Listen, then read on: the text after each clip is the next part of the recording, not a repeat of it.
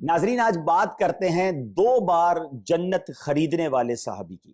جی ہاں، یہ کون سی عظیم ہستی ہیں جنہوں نے نبی پاک علیہ الصلوۃ والسلام سے گویا 2 بار جنت کو خریدا؟ سبحان اللہ۔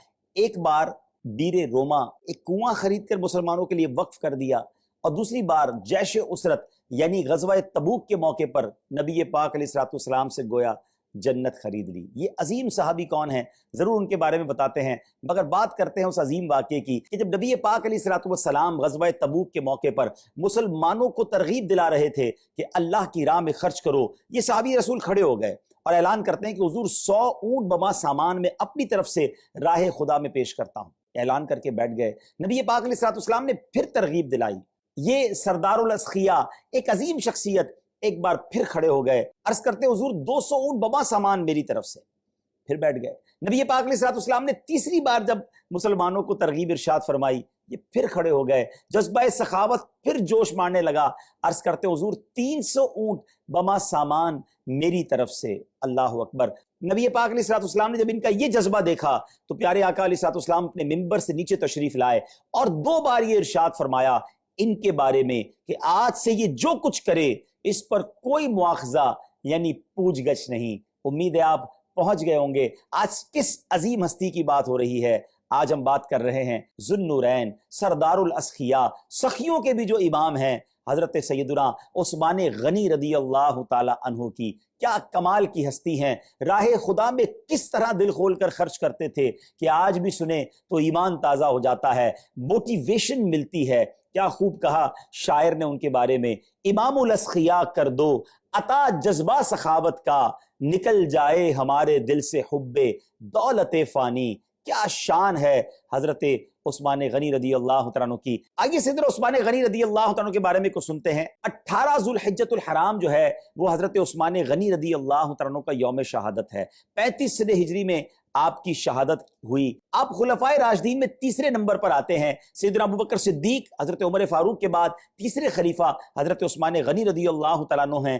آپ کی کنیت ابو عمر اور لقب جامع القرآن ہے۔ ایک اور لقب آپ کا بڑا مشہور ہے اور وہ ذو النورین ہے، یعنی 2 نور والے، کیونکہ نبی پاک علیہ الصلوۃ والسلام کی 2 صاحبزادیاں یکے بعد دیگرے حضرت عثمان غنی رضی اللہ تعالیٰ عنہ کے نکاح میں دی گئیں۔ کیا شان ہے حضرت عثمان غنی کی۔ سیدی اعلیٰ حضرت لکھتے ہیں نا، نور کی سرکار سے پایا دوشالہ نور کا، ہو مبارک تم کو ذو النورین جوڑا نور کا۔ بہت مالدار ہونے کے باوجود سادگی کے پیکر ہیں، خوف خدا کا منبع ہیں، اور آپ کی سادگی کا عالم اور آپ کی حیا کا عالم یہ ہے کہ آج بھی جب اس کے بارے میں پڑھیں تو ایمان تازہ ہو جاتا ہے۔ میرے آقا علیہ الصلوۃ والسلام کے اس طرح کے فرامین ملتے ہیں کہ امت میں سب سے زیادہ حیا کرنے والے صحابی حضرت عثمان غنی رضی اللہ تعالی عنہ ہیں، اور آپ مسلمانوں کے کیسے خیر خواہ، کس طرح اپنے خزانے کے ذریعے مسلمانوں کی مدد کیا کرتے۔ کیا شاندار ایک واقعہ ہے کہ حضرت ابوبکر صدیق رضی اللہ تعالی عنہ کا دور تھا ناظرین، اور مدینہ منورہ میں قحط جیسی کیفیت ہو گئی، کھانے پینے کی کمی ہو گئی تھی۔ اہل مدینہ حضرت ابوبکر صدیق رضی اللہ عنہ کے پاس حاضر ہو، کہا حضور کھانے کو کچھ نہیں ہے۔ تو آپ نے فرمایا اللہ خیر کرے گا، شام تک کوئی صورتحال بن جائے گی۔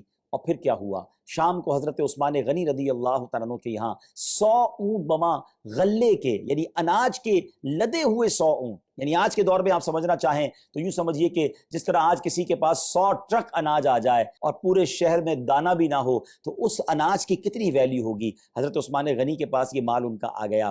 اہل مدینہ، مدینے کے تاجر جو ہیں، حضرت عثمان غنی رضی اللہ عنہ کے گھر پہنچ گئے اور عرض کرتے ہیں کہ حضور یہ سامان ہمیں بیچ دیجئے، ہم مدینے کے مارکیٹس میں بیچیں گے تاکہ لوگ اناج خریدیں اور اپنا جو کھانے پینے کا معاملہ ہے وہ آسانی سے حل کریں۔ تو آپ نے فرمایا بتاؤ مجھے اس وقت تم اس کی کیا قیمت دو گے؟ تو لوگوں نے کہا حضور آپ ایسا کیجئے 10 کی چیز 12 میں ہمیں دے دیجئے، یعنی گویا 20% آپ کو نفع کی آفر کی۔ آپ نے فرمایا مجھے اس سے زیادہ مل رہا ہے۔ کہا حضور آپ 10 کے 13 لے لیجئے۔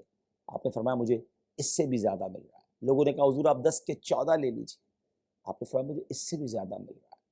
اہل مدینہ جو ہے وہ غور کر رہے ہیں کہ آپ سارے تاجران وہی موجود تھے۔ کہا حضور ہم سے زیادہ آپ کو کون آفر کر رہا ہے؟ جتنے مدینے کے اناج اور غلے کے تاجر ہیں وہ تو آپ کے سامنے موجود ہیں۔ آپ نے فرمایا مجھے 1 کا 10 مل رہا ہے، کوئی ہے جو تم میں سے مجھے اس سے زیادہ دے؟ کہا حضور اتنا تو ہم نہیں دے سکتے۔